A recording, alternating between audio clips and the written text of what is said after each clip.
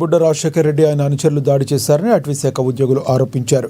Srisailam project tiger Markapuram డివిజన్లోని Nekkanti range అటవీ ఉద్యోగులపై మంగళవారం రాత్రి 10 గంటలకు శ్రీశైలం సమీపంలోని శిఖరేశ్వరం వద్ద ఎమ్మెల్యే అనుచరులు దాడి చేశారని శ్రీశైలం 1వ పట్టణ పోలీస్ స్టేషన్ ఫిర్యాదు చేశారు. నెక్కంటి రేంజ్ ఉప అటవీ అధికారి రామ్ నాయక్, బీట్ అధికారులు గురవయ్య, మోహన్ కుమార్, డ్రైవర్ కరీముల్లాను కిడ్నాప్ చేసి దాడి చేశారని ఫిర్యాదులో పేర్కొన్నారు. ఈ ఘటనపై అటవీశాఖ ఉద్యోగులు ఇప్పటికే ఉన్నతాధికారులకు ఫిర్యాదు చేసినట్లుగా సమాచారం. దాడి ఘటనను ఖండిస్తూ సున్నిపెంట, శ్రీశైలం, దోర్నాల, ఎర్రగొండపాలెం, చెంచు గిరిజన సంఘాలు నిరసన తెలిపాయి. శ్రీశైలం ఎమ్మెల్యే బుడ్డ రాజశేఖర్ రెడ్డి ఆయన అనుచరులు దాడి చేశారని అటవీశాఖ ఉద్యోగులు ఆరోపించారు. విధుల్లో ఉన్న అటవీశాఖ సిబ్బందిపై దాడి చేయడం, దుర్భాషలాడటం హేయమైన చర్యగా పేర్కొన్నారు. ఈ దాడిని తీవ్రంగా ఖండిస్తున్నట్లుగా తెలిపారు.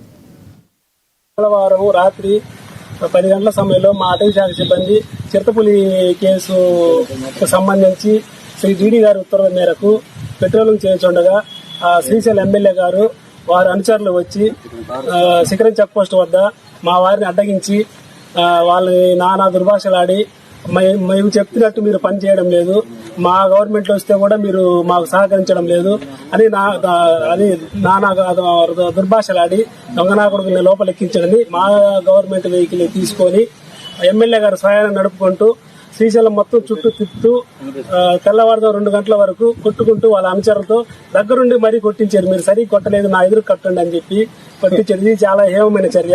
అటవీ శాఖ సిబ్బందిని, విధుల్లో ఉన్న వారిని, అటవీ ఉద్యోగుల్ని విధుల నిర్వహణలో ఉండగా కొట్టడము దుర్భాషమైన చర్యగా భావిస్తూ మేము రాజశేఖర రెడ్డి గారిని పదవి నుంచి తొలగించి వాళ్ళని వెంటనే ఎస్సీ ఎస్టీ అందరూ ఎస్సీ ఎస్టీ మైనార్టీ వారు ఉన్నారు, సభ్యులు నలుగురు కూడా వారిని వెంటనే అరెస్ట్ చేసి